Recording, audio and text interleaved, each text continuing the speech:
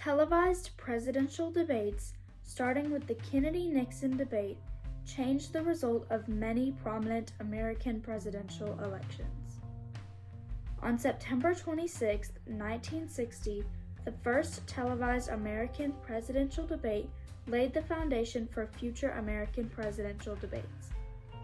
Before presidential debates were televised, they were radio broadcasted. When they were radio broadcasted, the listener could hear but could not see the candidates. Because they could not see the candidates, voters based their choice and opinions off of who had the best answers. There are a lot less factors on the radio than with televised presidential debates. While the 1960 John F. Kennedy versus Richard Nixon debate is considered the first televised presidential debate, there was actually another in 1956. In 1956, Annalee Stevenson and Dwight Eisenhower were planned to appear in a debate, but they both instead sent fill-ins. Both of their fill-ins were women. Margaret Chase Smith and Eleanor Roosevelt debated on mostly foreign affairs, and it was televised. It is not as well known as the Kennedy-Nixon debate, but it did happen, and it is said that Margaret Chase Smith had informed and articulate answers. This was because she had some experience with appearing on television, unlike the 1960 candidates. Before the debate, people in the U.S. suspected that Nixon would most likely win the election. Kennedy was young, the youngest person to have the possibility of being elected president at the time. He was also Catholic, and no Catholic had ever been elected president. Some people believed that he was too relaxed, vacationing in Florida while Nixon was running an extremely busy campaign. But those factors may have actually helped Kennedy in the future and during the debate. The event was certainly well planned. It took place in Chicago and was televised on CBS.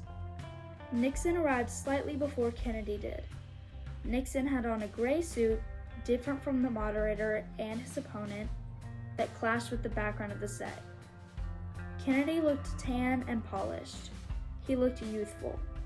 Most thought that that would be his downfall, but in reality, that helped him tremendously.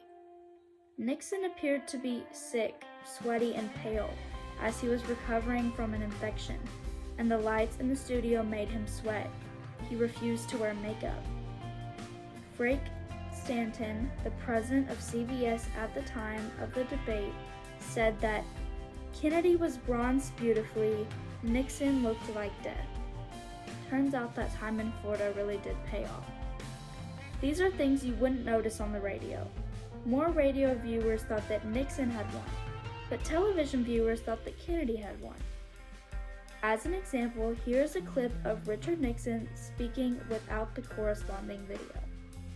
Now, this is not standing still. But, good as this record is, may I emphasize, it isn't And enough. now the same audio clip with the corresponding video. Now, this is not standing still. But, good as this record is, may I emphasize, it isn't enough.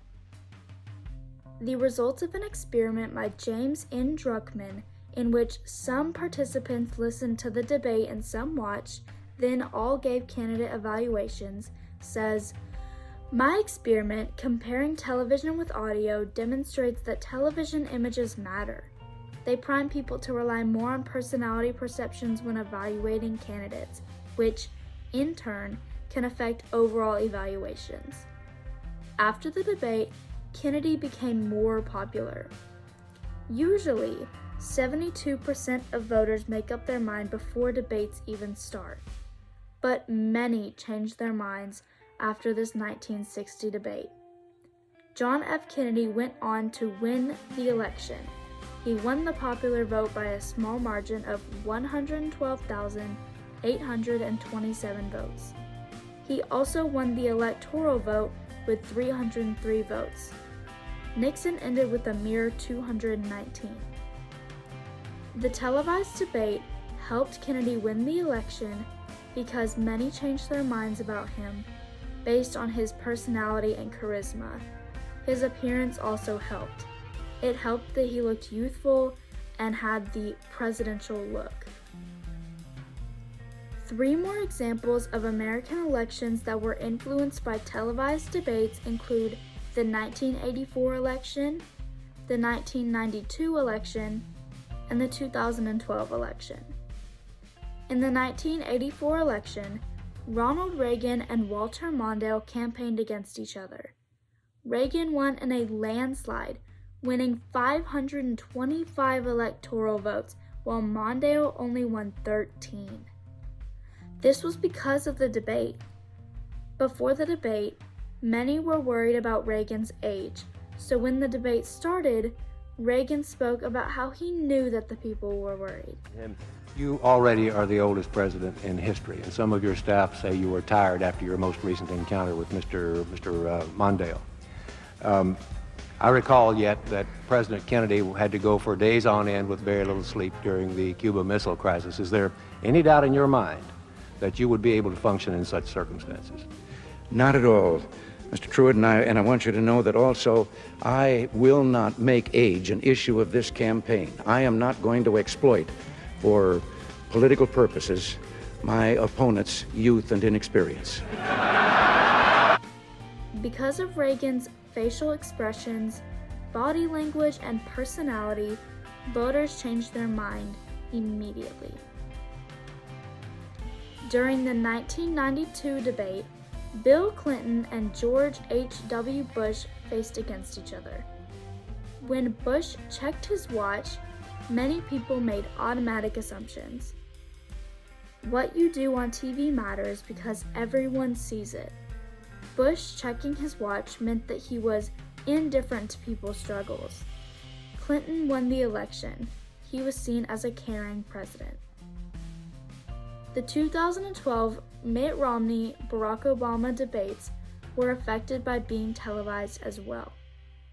By their facial expressions and body language, certain things can be assumed. Looking down, like Obama did at one point, can be seen as trying to hide his face or being fearful. Although Obama still won the election, this did stir things up. People did not want a fearful president. All of those examples can be tied back to the first televised debate. Televising debates caused voters to look into and base their opinions off of candidates' emotions and body language. With radio debates, an answer is an answer, but so much more can be taken from a televised debate.